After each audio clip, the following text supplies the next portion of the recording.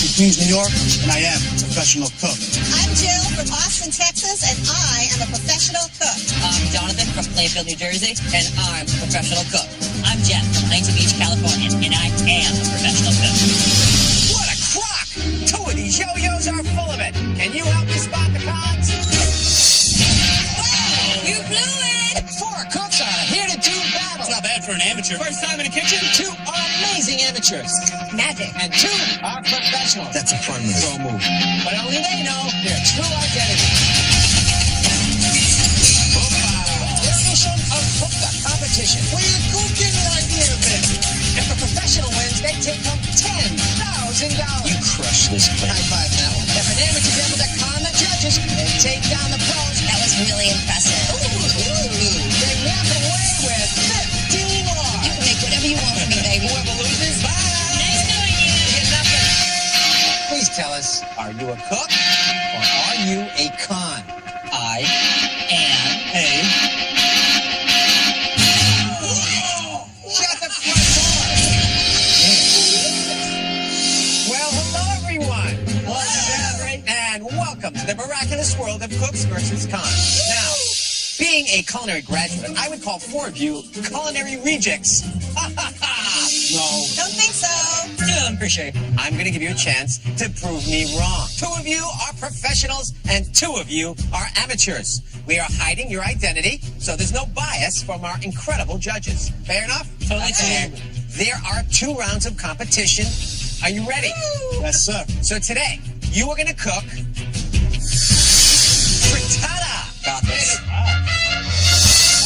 Easy. All right. I grew up with frittata. I love frittata. It was actually in my lunchbox as a little kid when I was going to school. It takes a real chef, I would say, to make a spectacular, money-winning frittata using, let me see what I have down here. Olives. All right. Olives. Bring it on, baby. Love it. Look what we have. We have pimento stuffed olives, garlic stuffed olives, tapenade, yum, black olives, and olive bread. Olives I actually love. The issue is they are already so salty that you have to adjust all of your seasoning for every part of your dish. Are you ready? Yes, sir. Love it. You're going to have 30 minutes. Go!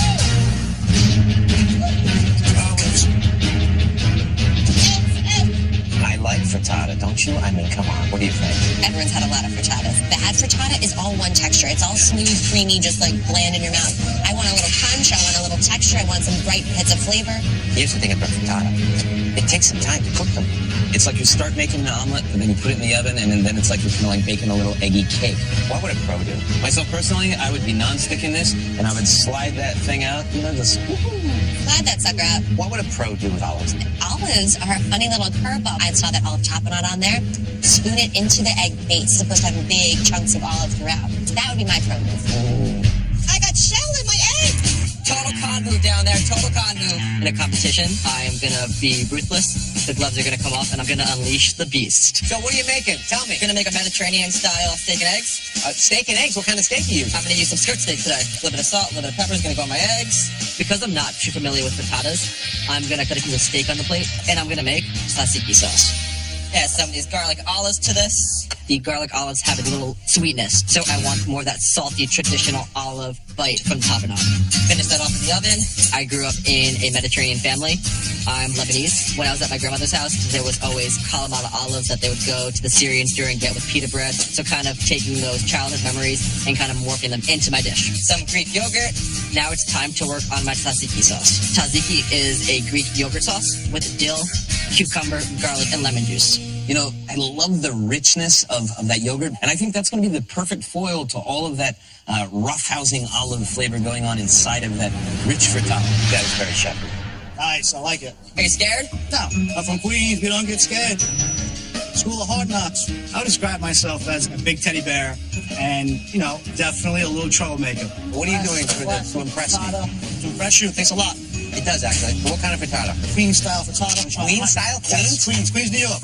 For round 1, I'm going to make a Italian-style frittata with crostini and some roasted tomatoes. My culinary style is real rustic Italian. Think about that menu from your favorite pizzeria or restaurant. Think of that, you think of me.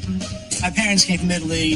They're immigrants, and together they opened up an Italian pizzeria restaurant. It was called Donato's, and that's where I grew up. Growing up in a restaurant with my parents, I learned the pizza aspect from my dad, and then all my culinary skills definitely from my mom.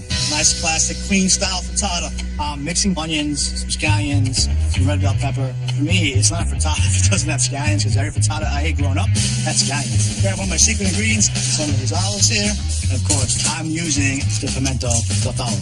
The salt and the brininess from the olive itself and the creaminess of the egg together should work out perfectly. A little fat. Never hurts, right? I'm watching Gerardo chop up these olives to go into his frittata, and they look enormous. I mean, they are just salt bombs, and I'm worried they're going to overpower these delicate eggs that he's frothed and beaten for the frittata. Make sure all this egg gets to the bottom of the pan. That said, you see how he's slowly gathering the already cooked eggs towards the center? That is the way you make a frittata. If Gerardo's not a chef that owns his own restaurant, then I'm in the wrong business.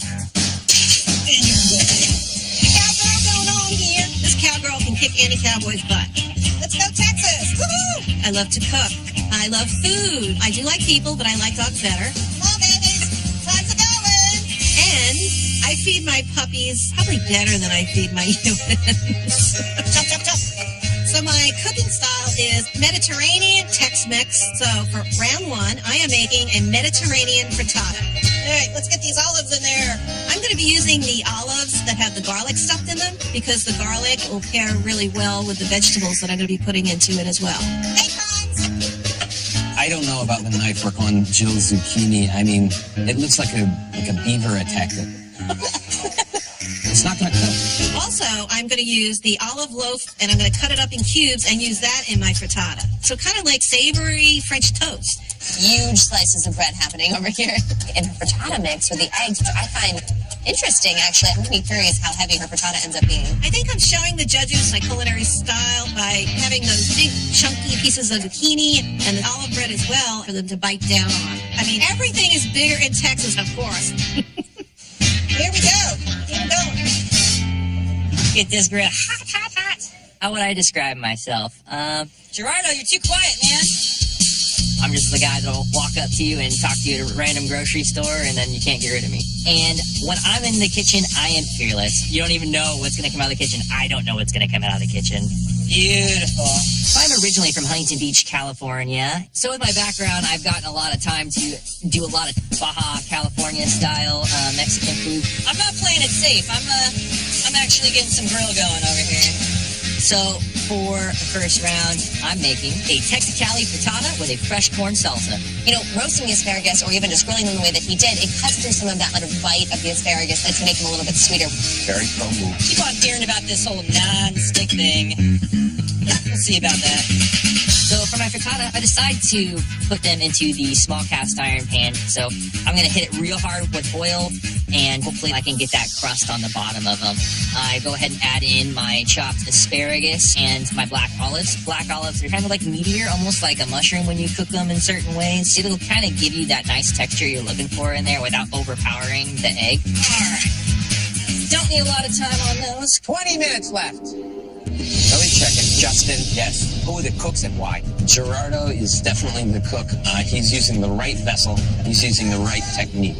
Jonathan, I mean, I love the tzatziki, the balance of cold and hot. That's a pro move there. Oh, Go. it's too early to tell. We've seen everyone at these counters do pro things and do con things, and I can't tell right now. Daphne, come on. No. I have no idea.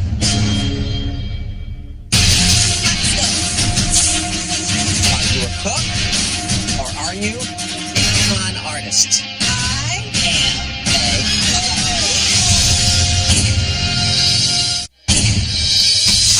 15 minutes, halfway done.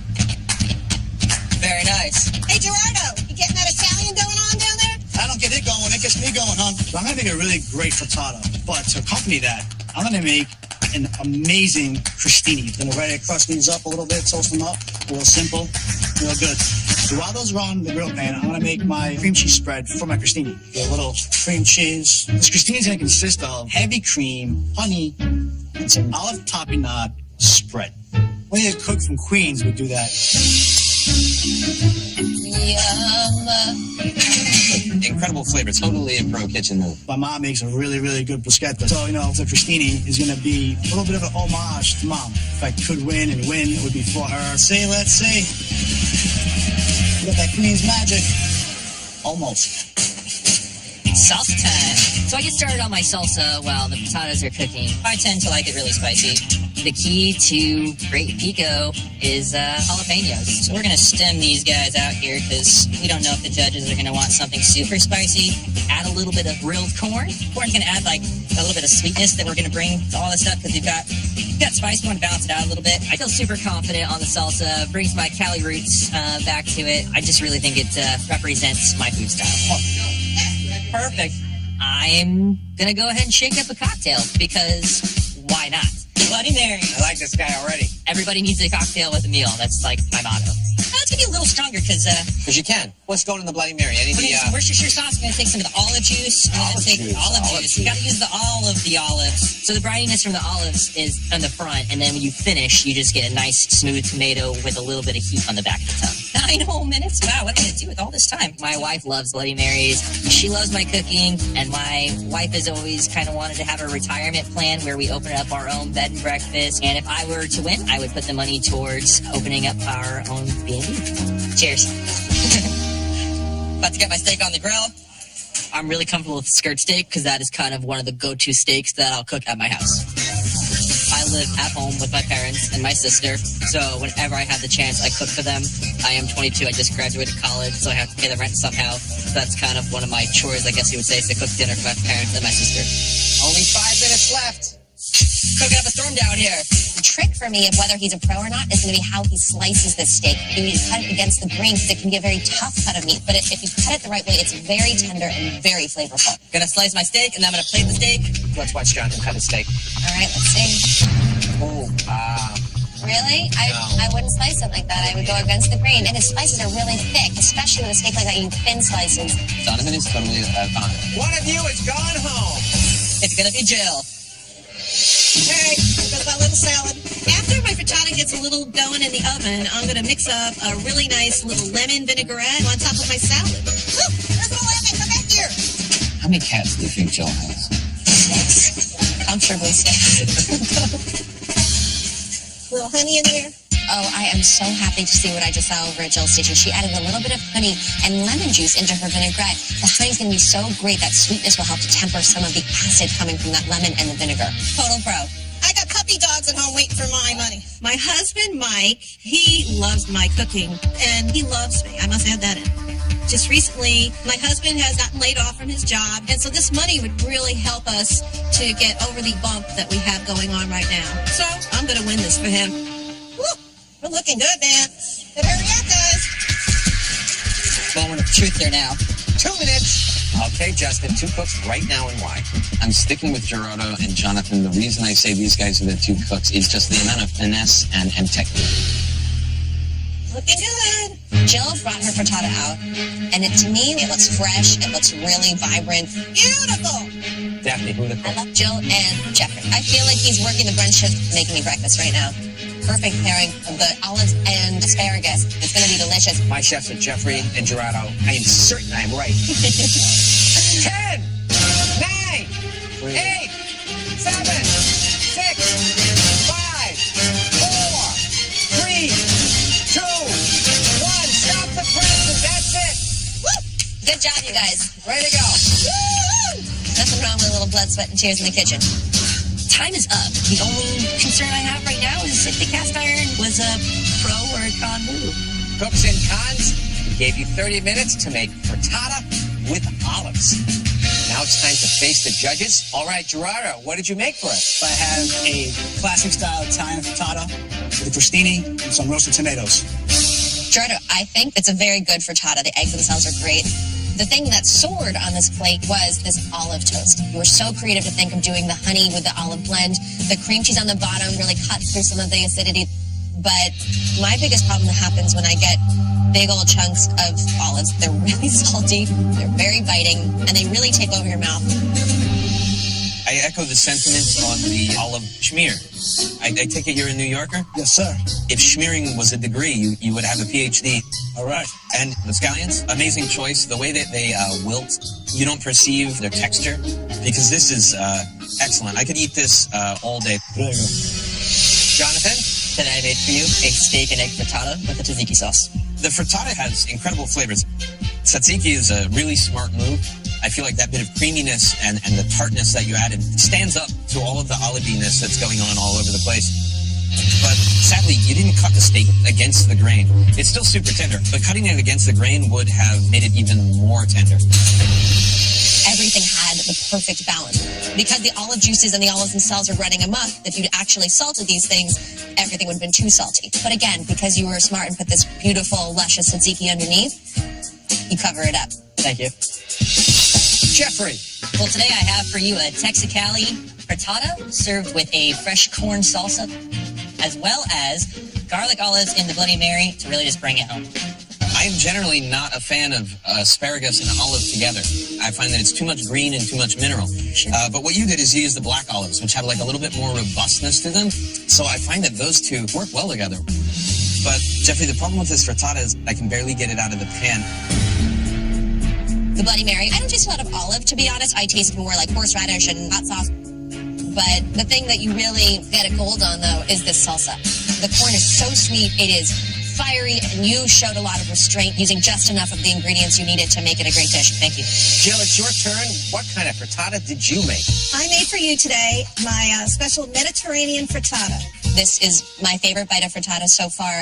Ooh, your olives are thin enough to not be overwhelming. And the vinaigrette that you made with a little honey, a little vinegar, really soars. Thank you, Chef. The biggest critique I would have is the eggs themselves are a little dry.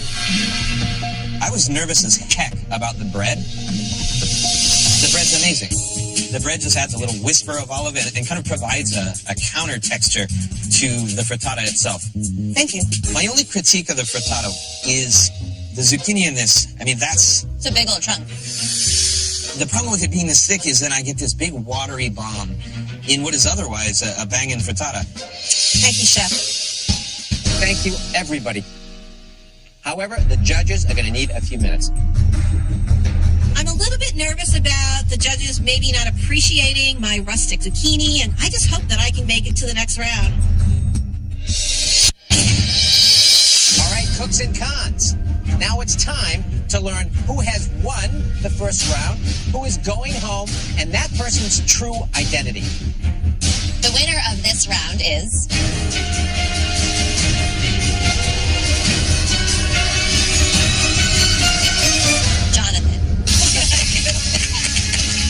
You made such a wonderful assortment of products that really went well together. That tzatziki on the bottom, soaking up the steak.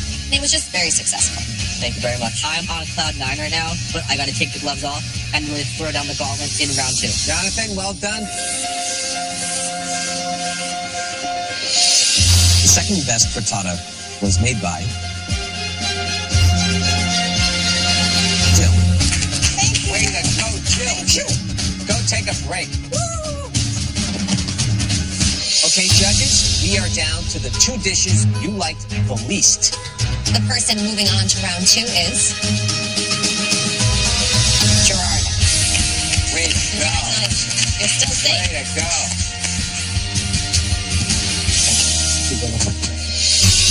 Well, unfortunately, Jeffrey, that means you've been eliminated. However, before you go, please tell us, are you a cook or are you a con artist? I am a con. It's so clean and so classic. You have to know how to troubleshoot things along the way. The same thing goes for the kitchen. You have an idea, and sometimes you run into little issues on the way, and you have to know how to fix them. My job's so amazing, but food has always just been one of my real loves. Great job, Jeffrey. Thanks so much. My wife will be super proud of me. Our retirement plan is still going to be to have that bed and breakfast, but I won't be serving sticky eggs. That's for sure. Well, welcome to round 2. Woo-hoo! So that means there are 2 cooks and 1 con here playing for what else? Cash. In this particular money round, you can make whatever you want. However, you must cook with rice. Oh my gosh. There you go. Sounds good, sounds good. Ooh, what is this? Crispy rice. We have instant rice. We have rice pudding, rice cakes, and of course, sake, or rice wine. Rice is a very tricky ingredient. If you cook it too long, it's going to get really gummy. If you undercook it, it's going to have a weird mouthfeel. Are you ready? Ready. 30 minutes. Go! You happy, guys? Grab all my stuff and try to cook this out. I think rice is going to be fun. So I think a pro cook would do some crusting on fish. Grind it up. Absolutely. Make up the rice flour. Maybe that's a pro move. I want a baker. You know what I want to see? I want to see someone making kind of really free-form pastry where the dough they make has rice right in it. A pro chef could use that sake as actually a leavening agent. You know, alcohol evaporates before water, so it can create some bubblage. I love a little bubblage. Let's go see what they're doing. Let's. What are you making? You'll see soon enough. All right, Gerardo's getting his stand mixture going. What is he making over there? What are you making? I'm trying the cannoli. Half hour. Cannoli. Holy moly. Gerardo's making a cannoli. My dad actually had a bakery, and my favorite picture that I have with my father is actually me at 2 years old standing on a stool and rolling the cannoli dough with him. I definitely feel my dad looking down at me from above. He's guiding me through sugar. There's a lot of steps to make a cannoli. I'm going to try to make a syrup, cannoli, cream, and dough. Making this is really risky, but at this point, it's like, you know what? Go big or go home. Just have Marsala wine with some sake. So I have to see the ingredients. The ones I think I could use is the rice puff cereal and sake. The evaporation of the alcohol is what makes those cannoli shells have flakiness. Gerardo's using that sake to get the bubbles in the cannoli crust. Brilliant. Come on. It's very clever. Very much a pro move. I'm going to try to knead this a little bit. Give me enough time to rest. It's extremely important to let a cannoli dough rest because you got to get that elasticity built. Some love right now. 20 minutes. Woo! This is the money round, so I'm going to be kicking those Cowboys' butts, that's for sure. Sizzling. For round 2, I'm thinking I'm going to do a little bit of my Italian Mediterranean side and then a little bit of the Tex-Mex and see if I can have them come together and just blow these judges away. Avocado, baby. I'm going to make an almond and date stuffed chicken breast with my lime avocado crema. What are you putting in there, love? I'm putting rice pudding.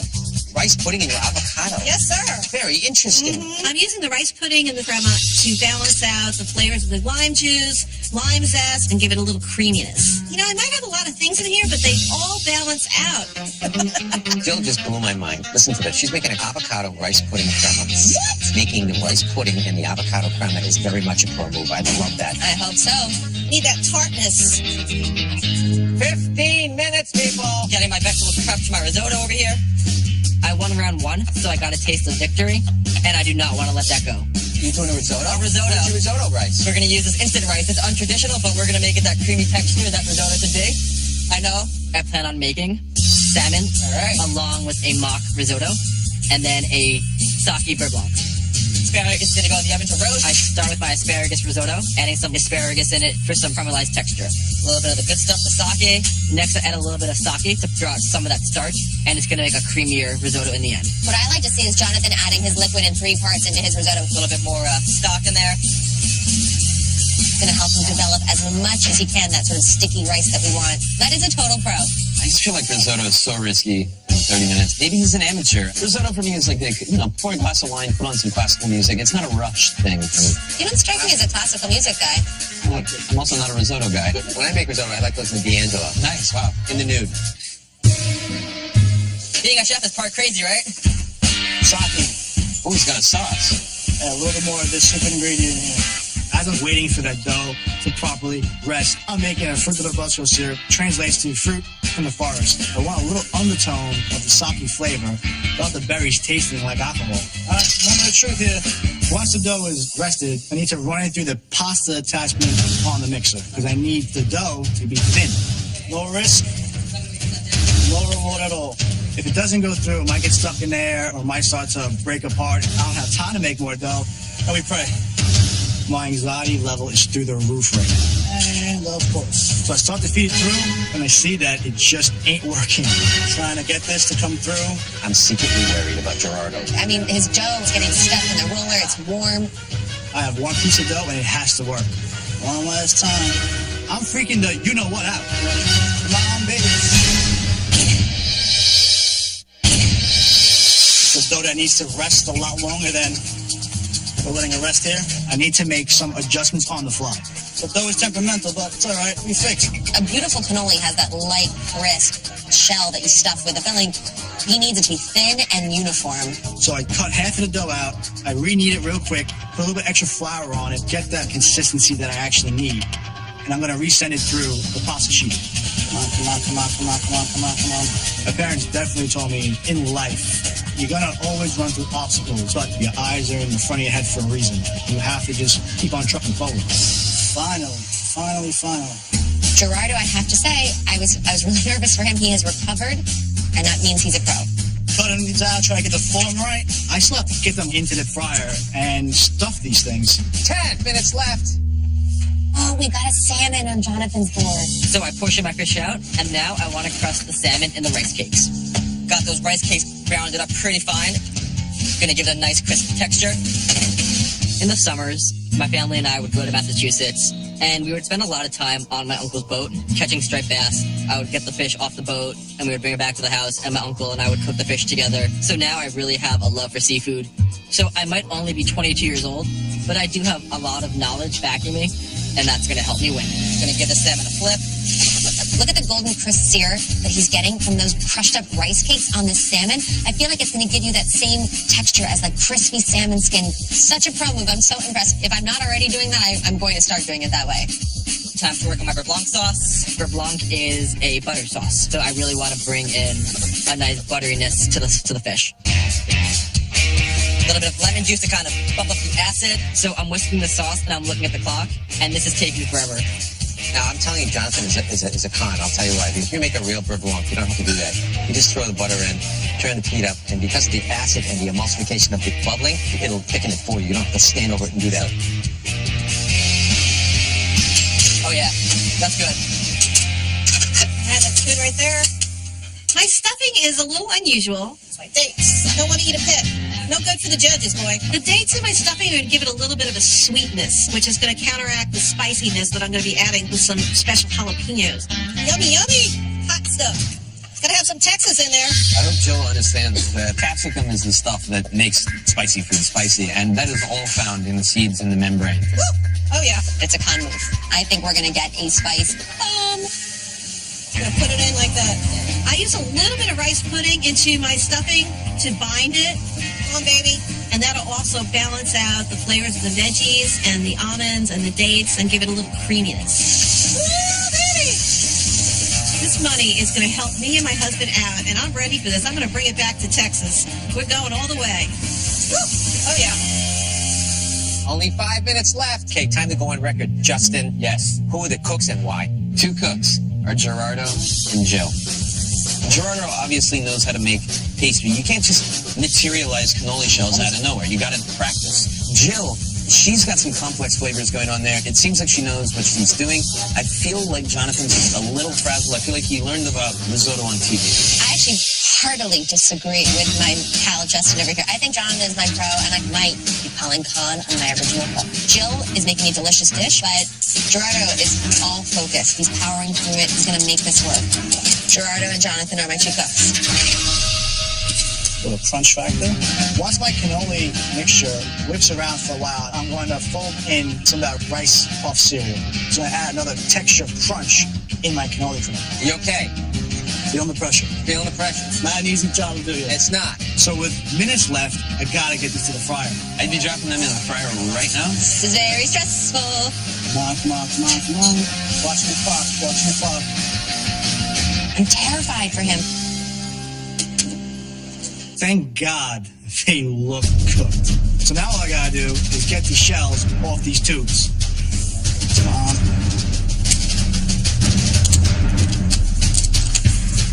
They're not coming off. I am freaking out. We have an emergency removal. Jesus, Mary, and Joseph, I can't even watch. use those delicate hands. Come on.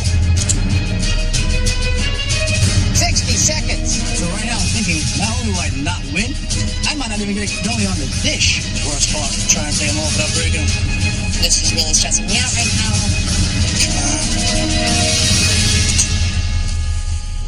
Hey, got it. You got one? Got it. Yeah, Gerardo. 25 seconds. So with seconds left, I am beyond out of my mind right now because I know I got to stuff them. Oh my God, you're going to thankful. 10, 9, 8, 7, 6, and a 5, and a 4, 3, 2, 1. That is it. Stop cooking. You are done. Cooked. I don't know if my risotto can beat out a cannoli, but I'm really confident in my dish, and I want to win this for the whole entire family. So many things are going through my mind, but I got a cannoli done in 30 minutes. If that's not a big enough risk that's worth a reward, I don't know what is. Are you a cook or are you a con? I am Hey. Check out the front door. Get out of here. Cooks and cons. I gave you 30 minutes to make anything you wanted using rice. It's time to begin, and I want to remind you, only one of you is going to win some cash. All right, Jill, what did you create for us? I created for you a almond and date stuffed chicken breast with an avocado lime crema. I thought this was going to be a hot mess, but it really works. Bizarrely, those chopped dates and the beautiful crunchy almonds just carry out on a high note the level of flavor that you have inside the chicken, that wonderful stuffing that you named. Is it the most elegant dish I've ever seen? No. Is the use of rice really ingenious and creative and unique? 100%. Thank you. Thank you very much. The crema is amazing. That rice pudding was a great binder. The stuffing and the texture of the nuts is fantastic, but the vast majority of the heat in a pepper is in the seeds and in the membrane. And had you just taken those seeds out, my mouth wouldn't be on fire right now. Okay, Jonathan, what did you make today? Today I made for you a rice-crusted salmon with a rice wine blanc. When I see skinned salmon, I get a little depressed. But you gave this salmon back its skin. This, I'm not kidding you. You feel this right now? That feels like blistered skin. I'm stealing that. That was a genius use of the rice. Thank you, Chef. Calling this mock risotto is smart because it's definitely not risotto, but at the same time, this is the best instant rice I've had in a long time. It's got a lot of flavor packed into it, but I think the asparagus is kind of mushy. It's almost canned, especially at the tips. Right. This beurre blanc has acid in it. It has a wonderful high note of the sake that you still taste. But the one thing missing from your plate is a little bit of fresh herb on top. I know there's a little parsley here I might have liked to see. Tear the leaves big, hit them with a little lime juice, throw them right on top. That would have given you a little more nice green visual. Just a little escape from this very, rich, delicious dish. Understandable. Gerardo. We made classic cannoli. They fit to the Bosco syrup. I feel like I'm eating the Holy Grail right now because we saw you were going to the end of the earth to make this happen. I think it was really smart using the sake in the shell. The alcohol evaporates faster, so it gives you this bubbliness. Could I use maybe just a little more sauce? Sure. Could I see the berries broken down a little? Certainly. But overall, great job. Thank you. The filling is delicious. It complements and balances the entire meal. But I taste the sake really potently in this Ruti di Bosco compote that you made, and it is a little overpowering. Thank you very much, Gerardo, and thank you everyone else. The judges have to talk a bit. Please excuse us. Thank you. I'm so incredibly close to winning, but I honestly don't know. I just want to hear my dad saying, bravo, good job, in my head. I'm feeling great. The judges love all the components of my dish, and I'm going to win this. And this envelope is the winner. But before we reveal the winner, would you please tell us who you actually are? Let's start with Jonathan, right in the middle.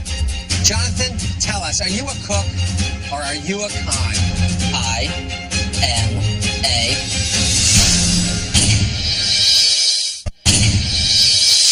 Jonathan, tell us, are you a cook or are you a con? I am a cook. Yes! It feels so good to be right.